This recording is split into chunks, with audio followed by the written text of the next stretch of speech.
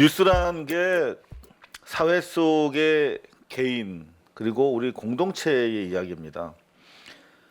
우리가 처한 일상의 일인 만큼 그리 고상한 일만 있는 것도 아니고요. 특히 뉴스가 되는 것은 그야말로 사람이 개를 물었다고 할 정도로 특이한 그런 일상의 일들입니다. 그러다 보니까 요즘의 뉴스들이 전에 없었던 일들은 아닌데요. 이런 기사를 보십시오. 낸시랭이 남편 전준주 씨로부터 리벤지 포르노, 평상시 부부간에 부부 생활하면서 영상을 찍어 놓을 수 있었겠지요. 부부였으니까. 이제 헤어지는 마당에 이 영상을 공개하겠다 이렇게 협박을 했다는 이런 뉴스가 지금 실시간으로 올라와 있어요. 아름다운 뉴스는 아닙니다. 하지만 이게 개인의 문제에 국한되지 않고 이런 여러 남녀 간의 갈등 상황에서 이런 게 재현되면 안 되기 때문에 뉴스로 방송을 합니다. 그런데 이건 좀 다른 문제 같아요. 김부선 씨, 그리고 공지영 씨, 강용석 변호사 등이 한 팀이 돼서 제기하고 있는 이재명 지사와 관련된 이런 이야기들. 사실 이 뉴스를 보면서 많은 분들이 치욕스럽게 생각하기도 하고 또 당황스러우실 거이기도 합니다. 물론 진실은 소중합니다만 진실을 밝히는 과정에도 정도가 있는 법이거든요. 김부선 씨나 강용석 씨는 이미 공공의 장, 공론장에서 거짓말을 한 전력이 있기 때문에 이분들의 말을 옮길 때는 상당히 조심스럽게 기자들이 공인 중에서 아주 신뢰도가 있는 사람들의 말은 그 자체로 뉴스가 되지만 이런 분들의 경우에는 걸러서 전달해줄 의미가 있는 것입니다. 그런데 너무나 무차별하게 언론들이 보도를 하고 있어요. 이재명의 점이 아니다? 이거 무슨 얘기입니까? 완전히 썬데이 서울로 가고 있어요. 그런가 하면 이재명 셀프 검증, 자기가 억울한 사안을 당해서 아니다라고 기자들까지 검증 과정을 참여시켜서 전문의 2명이 검증을 했거든요. 근데 그 셀프라고 하는 말을 곁들여서 마치 이게 무슨 공신력이 떨어지는 것처럼 폄훼하면서 다시 강용석이라고 하는 인물, 박원순 시장을 얼마나 괴롭혔습니까? 근데 용서해 줬잖아요. 전 그 용서가 잘못되지 않았는가 하는 많은 분들의 의견에 공감합니다. 인권위 주차장에서 또 무슨 일이 있었다. 또 다른 빠져나가면서 다른 의혹을 근거 없이 제기하고 있지 않습니까? 언론이 이러면 안 된다는 것이죠. 김부선 측, 강용석이죠. 가로 세로 무슨 연구소인가에서 하는 김세의 씨, MBC에서 상습적으로 가짜 인터뷰를 내놓아서 문제가 됐던 인물 아니겠습니까? 그런데 둘이서 히히덕거리면서 의사들의 도움을 받아서 점이 없다고 생쇼를 하셨는데요. 생쇼 이렇게 이런 것들을 그대로 거르지 않고 보도를 하고 있어요. MBN에서. MBN이 가장 심한 언론 중에 하나인 것 같아요. 이런 거 좀 방통심의위원회는 뭐 때문에 있는 겁니까? 엄청난 세금을 써가면서. 참 너무나 한국 언론 심각합니다. 국민일보 저급한 논란을 서둘러 끝내라. 그럴싸한 사설 제목인데요. 읽어보면 이런 얘기예요. 어느 쪽이든 사실규명이 이루어져야 된다. 이런 무책임한 사설이 어디 있습니까? 하나만 하는 소리 아닙니까? 잘잘못을 가려주는 게 언론이거든요. 그냥 무책임한 또 하나의 이건 선정적 상업주의다. 최소한 제목을 뽑으려면 부산일보인데요. 한 점 부끄러움 없다. 이재명이라고 하는 정치인이 개인사적으로 정말 치욕적이지 않겠습니까? 상상을 해보십시오. 만약에 공지영이라는 인물과 김부선이라는 인물이 정말 정의를 밝히고 싶어. 근데 거꾸로 생각해 보세요. 이 두 분이 남자고 이재명이라고 하는 분이 여자야. 근데 지자체에 당선됐어. 근데 둘과의 관계가 있었는데 그걸 거짓말하고 있다고 주장해. 그렇다 손치더라도 둘이 나눈 사적인 대화에서 보면은 만약 그런 얘기를 남성들이 나눴다고 생각해 보세요. 용인이 되겠습니까? 그럼 적어도 거기서 밝혔던 대박이라고 공지영 씨가 받지 않았습니까? 그 자리에 있어? 그것과 그거 사이에 그런 점이 있어? 대박 그거 밝히면은 이런 식으로 얘기했던 부분인데 아니면 당사자가 억울해서 아닌 것으로 공적으로 밝혔으면 이런 식으로 써주는 게 맞아요. 한 점 부끄러움 없다. 이재명 신체 비밀 공개. 김부선, 공지영, 강용석 씨의 공격에 대해서 정면으로 돌파했다. 이 정도로 스트레이트로 써주는 게 맞습니다. 그 뒤에 강용석이 의미 없이 또 제기하는 생쇼, 지하 주차장 이런 얘기를 경마식으로 보도하는 것은 그거는 언론이 아닙니다. KBS 보도 보겠습니다. 화요일 소폭 내려갔어요. 지금 상당히 12.1%, 결과적으로 10%에 수렴하고 있는데 10%의 지지층도 좀 꺼질 거라고 생각합니다. 공영방송, 공중파 위기죠. 아주 스트레이트 기사들이 가득했습니다. 단독 나름대로 의미 있는 기사인데요. 지금 사립, 유치원 뭐 그야말로 뉴스가 태풍의 핵입니다. 그런데 여기서 그 정부 지원금만 그렇게 사적으로 유용한, 회계적으로 유용한 것이 아니라 유치원 교사를 가짜로 세워서 교사들에 대한 처우 개선비도 쓱싹하겠다. 이건 또 다른 또 이야기가 되는 것이죠. 지금 박용진 더불어민주당 의원 지금 후원금이 그냥 엄청나게 모이고 있다고 합니다. 이게 이라면은 다 인정해 주는 게 세상에 있지 아니겠습니까? 저는 그 다른 행간에 읽는 저의 의미는 박용진이라고 하는 정치인 그동안 음지에서 많이 고생을 했는데 이렇게 조명을 받는 것을 보니까 사필 규정이다 그런 생각이 듭니다. 저도 박수 쳐주고 싶고요. KBS 역시 이재명 뉴스 다뤘습니다. KBS, MBC, SBS, JTBC 공히 이재명 뉴스를 다뤘는데요. 어떻게 다른가 한번 봅시다. 이재명 여배우 스캔들 정면 돌파. 점 수술 흔적 없어. 이게 스트레이트 기사예요. 이게 맞습니다. 여기다가 강용석 따위의 그 야지, 죄송합니다. 일본어라고 하는데 이게 야유성 있는 그런 농담을 붙여주는 것은 그건 기사가 아니죠. KBS답게 점 수술 흔적 없다. 이런 얘기를 우리가 공개적으로 해야 하는지 모르겠습니다만 지금 도정 100일을 맞이하면서 경기도는 그냥 지자체랑은 좀 다르거든요. 수도권 핵심 최대 인구를 보유하고 있는 지자체이기 때문에 여기서 시행하는 정책 변화 개혁이 전국적으로 파생 효과가 파급 효과가 대단히 큽니다. 그런데 참 많은 새로운 정책들을 내놓고 있는데 하나도 지금 제대로 소개가 되지 않고 있다는 점이 참 아쉽습니다. 진실과 미래위원회 KBS, MBC에는 정상화위원회가 있듯이 KBS에서는 진실과 미래위원회가 이제 과거 적폐 청산을 위해서 노력을 하고 있는데요. KBS판 블랙리스트 의심 자료가 확인됐다는 내용입니다.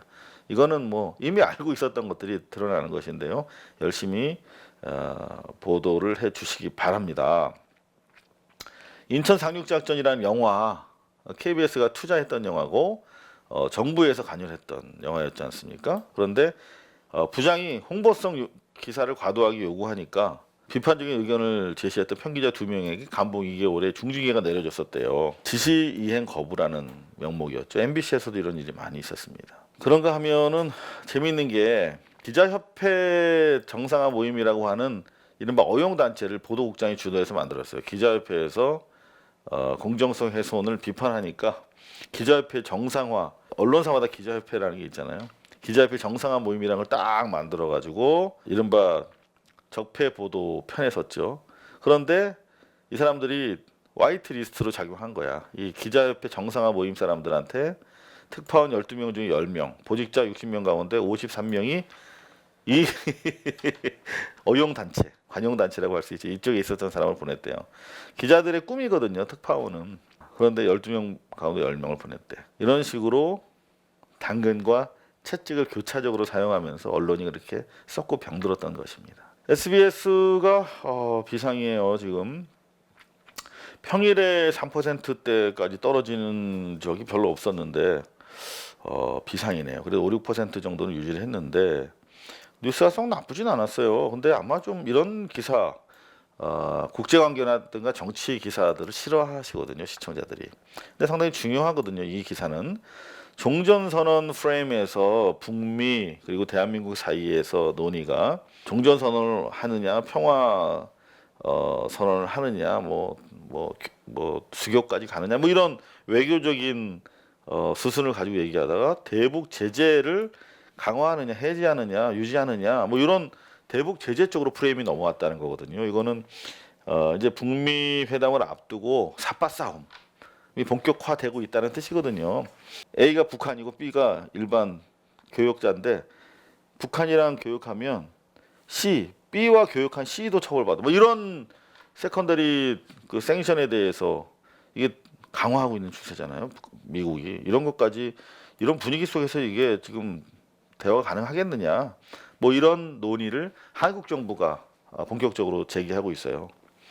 그런 움직임을 전했고요. 제재 완화가 비핵화를 촉진한다라고 하는 문재인 대통령의 아젠다가 프랑스에서 제기가 됐다는 소식을 잇따라서 전하고 있습니다. 좀 본격화되고 있는 상당히 중요한 그 협상 국면인데요. 한국 정부가 비핵화를 촉진하기 위해서 제재 완화를 선행하는 것도 가능하다. 여태까지는 비핵화 돼야 뭐 제재 완화 이런 얘기가 공치가 돼 있었는데 과감하게 비핵화를 위해서 제재 완화라는 카드를 한국 정부가 들고 나온 거예요. 경향신문의 사설인데요. 거들고 나섰습니다. 대북 제재는 그 자체가 목표가 되면 안 되죠. 제재라고 하는 건 뭡니까? 고립 후 고사예요. 고립시켜서 말려 죽이는 게 제재의 목표입니다. 압박을 통한 고사 작전. 이제 비핵화의 수단이지 목표는 아니다. 북한을 우리가 말려 죽이는 게 목표가 아니지 않느냐. 비핵화로 이끌어내기 위한 수단이기 때문에 이런 것들을 전술적으로 이제 활용하는 과정에서 대화가 이루어져야 된다라고 경향이 거들고 나왔습니다. 옛날 같으면 이런 얘기하면 조중동 그리고 자한당이 난리쳤겠죠. 종북이라고.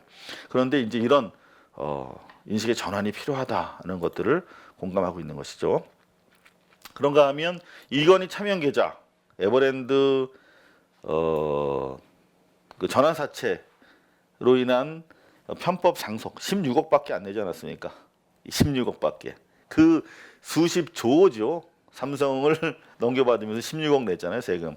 그게 가장 중요한 게 전환 사채 인수였는데 그거 말고도 그 에버랜드를 구성하는 엄청난 여의도보다 더 넓은 땅을 이병철의 땅을 쪼개서 그 유령회사를 만들어 가지고 차명 부동산을 통해서 헐값에 인수하도록 한 뒤에 에버랜드 몸집을 불리고 세금을 탈세했다라고 하는 것이 이제 차명 부동산 사건인데 그것에 대해서도 지금 SBS만 단독으로 계속 보도하고 다른 언론은 일체 보도하지 않고 있거든요.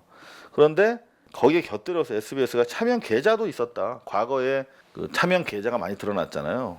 김 변호사, 김영철 변호사의 양심 선언 이후에 이제 대규모로 수조 원대 비자금을 관리하던 차명 계좌들이 드러났는데 그거 말고도 지금 4천억 대가 넘는 차명 계좌가 추가로 발견됐는데도 국세청이 알고도 추적하지 않았고 처벌도 하지 않았다는 보도를 했어요. SBS 정말 훌륭한 보도인데 시청률은 떨어지고 있어요 지금. 그래서 여기 보면 참여연대가 검찰 고발과 함께 국세청에 대한 국민감사 청구 추진하겠다고 했고 그런가 하면 경실련도 요거는 성우레저와 아들 이재용 부회장의 에버랜드 토지 거래는 내부자 거래라며 공정거래위원회가 조사에 나서야 한다고 밝혔다. 요건 방금 말씀드렸던 차명 부동산에 대해서는 경실련이 공정거래위원회에 조사를 촉구하고 나섰습니다. 이 정도로 공정거래위원회가 조사에 나설지는 모르겠습니다. 좀 더 강한 시민사회와 정치권의 압박이 필요할 텐데요. 그런가 하면 또 우리 박주발이 발의를 많이 한다고 그래서 박주발입니다. 박주발이 최고위원이 국세청이 상속 중요로 판단하지 않고 처리한 것은 정경유착의 전형이다 해서 직무유기라고 지적만 했네요. 좀 더 고단위의 압박이 필요한데 여하튼 뭐 국세청이 기록 살펴보고 있다고 하니까 좀 더 우리가 관심을 가지고 지켜봐야 될 것 같습니다. SBS도 이재명 특정 부위에 점 없다라고 밝히고 김부선은 밀실 검증이다. 그러면 어떻게 어디 뭐 대운동장에서 검증해야 됩니까? 이런 거 붙일 필요 없어요. 제 생각에는. 자, MBC 뉴스데스크 3.12, 3%대로 쭉 뭔가 큰 변화가 보이지 않고 있습니다. 큐시트를 보니까 좀 안타까웠던 게 이런 거 이제 그 사립유치원 단독 보도를 했잖아요. MBC가. 그러면 빨리 씻고 다른 걸로 넘어가야 됩니다. 근데 톱블록을 길게 이렇게 속보로 시작을 했더라고요. 이미 다 아는 내용인데 그래서 조금 시청률이 이거 쭉 떨어지고 있잖아요. 이렇게 그래프 보시면은 쭉 이렇게 떨어지고 있는 걸 보고 있습니다. 그 톱블록 첫 톱뉴스부터 이렇게 떨어져 버리니까 시청률이 3%밖에 안 나오는 그런 결과가 나왔던 것 같습니다. 깊이 반성한다면서 계속 핑계대고 있다. 뭐 이런 드러나만한 얘기인데 이걸 톱으로 올렸어요. 이재명 자진 신체 검증 점 없다. 뺀 흔적도 없다. KBS, MBC, SBS의 이재명 점 보도를 보셨는데 좀 잘못됐죠. 뭐가 잘못됐냐면 기사가 점 없다로 나가고 있단 말이에요. 다 아주대 병원에서. 이 문제가 제기된 이유를 제대로 보도한 데가 한 군데도 없었어요. 그러니까 공지영 씨와 김부선 씨의 녹음 테이프를 들려줘야 돼요. 그래야만 국민들이 판단합니다. 아, 김부선 씨가 그 결정적인 자기의 그 진실의 알리바이로 그 점을 제기하고 있구나. 그리고 공지영 씨가 조언하기를 이 점을 통해서 우리가 이길 수 있다, 진실을 밝힐 수 있다라고 했던 대단히 중요한 자신들의 근거였다. 바둑이 얼룩이 같은 거야? 동그란 점. 그냥 얼굴에 우리가 좀 진하게 이렇게 옆에서 그리잖아. 대박이다. 이거 말하면 끝장이야. 그러니까 그걸 갖다가 자세하게 말하는 게 아니고 이거는 제가 법정에 갔을 때 최악의 경우에 걔가 절대로 이거를 꺼내려고 했는데 이거를 스모킹 건이었다는 것을 알려주고 그렇기 때문에 이재명 지사가 어쩔 수 없이 조사를 받아야만 했고 그 결과 없었다. 그럼 어떻게 돼야 됩니까? 이 사람들은 뭐 한 거예요 도대체? 김부선, 공지영 씨는 책임을 묻는 과정이 언론에 있어야 되는 것입니다. 근데 그런 게 전혀 없어요.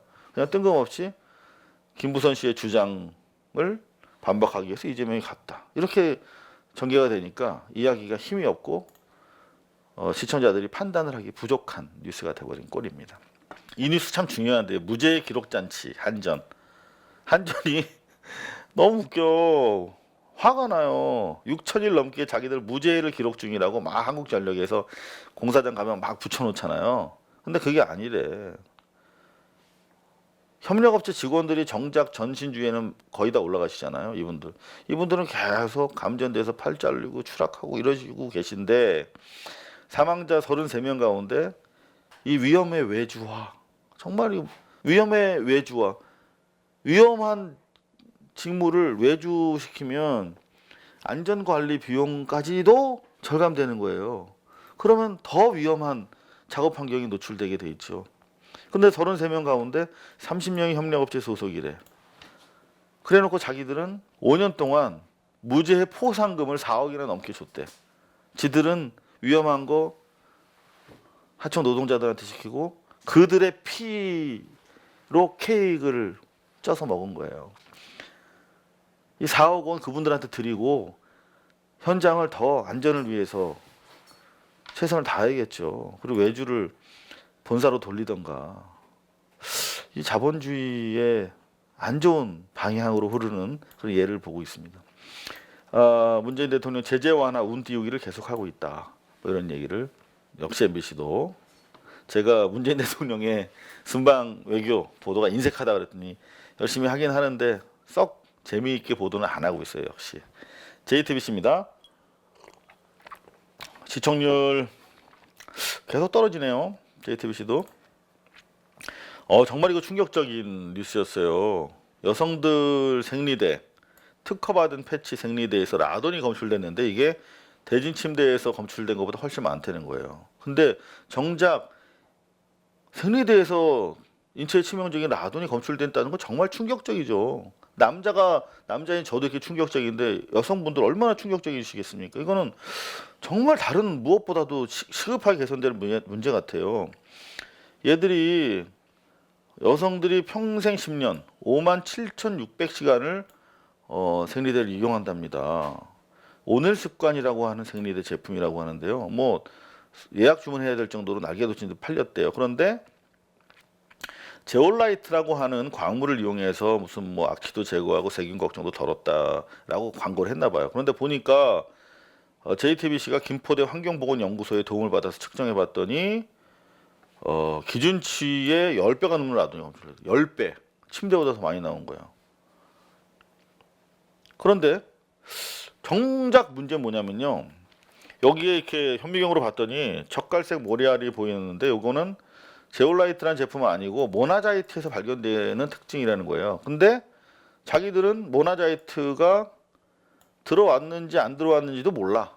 어떻게 모나자이트가 유통되고 있는지 몰라요. 그건 무슨 말이냐면 이런 생리대 제품 말고 다른 우리 생활 필수품 중에서도 모나자이트가 어떻게 깔려서 유통되고 있는지 알 수가 없다는 거예요. 긴급하게 정부 차원에서 대책팀을 가동시켜야 될 것 같습니다. 서울교통공사에서 정규직으로 전환시켜주는 시책을 시행했는데 직원 가족들에게 몰아줬대요. 이런 모럴 해저드가 있으면 비정규직의 정규직화가 더 멀어집니다. 우리가 좀 자각해야 될 것 같고요. JTBC는 이재명 논란 어떻게 다뤘나 봤더니 신체 특징 검증했다. 점이라는 말은 그래도 안 썼네요. 담담하게 그냥 스트레이트로 썼어요. 정말 재미없게. 글쎄요. 이게 언론의 도의인지 한번 생각해 보게 됩니다. 그나마 어제 뉴스 중에서 오늘까지 쭉 살피면서 가장 따뜻했던 뉴스는 이거 같아요. 우리 주륜발 형님, 이분이 8천억이 넘는 전 재산을 기부하겠다고 해서 다시 한번 우리가 놀라게 하고 있다. 우리 주륜발 형님. 첩혈쌍웅, 영웅 본색. 너무 멋있는 형님이 아닙니까? 딱 이쑤시개 아니라 뭐죠? 성냥 지그지그 씹으면서. 근데 이 양반 용돈이 한 달 하루인 줄 알았어요. 근데 한 달 용돈이 12만 원이래. 사실 저는 고발 뉴스를 보도하는 탐사 기자가 되기 전에 이런 정말 우리 가슴을 적셔주는 따뜻한 미담을 찾는 기자가 되고 싶었는데 적폐청산 좀 완성되고 나면 저도 이런 뉴스, 이런 인물들을 그야말로 따뜻한 차 한잔 나누면서 인터뷰하는 그런 기자가 돼보기를 희망합니다. 근데 그런 날이 올까요? 함께하면 올 수 있을 거라고 확신합니다. 데일리 뉴스 비평이었습니다. 고발뉴스 유튜브 채널 뉴스방은 이상호의 사실은 7회 방송을 통해 고발한 삼성전자 수천억 비자금 환수를 위해 청와대 국민청원을 시작했습니다. 여러분의 많은 관심과 참여 부탁드립니다.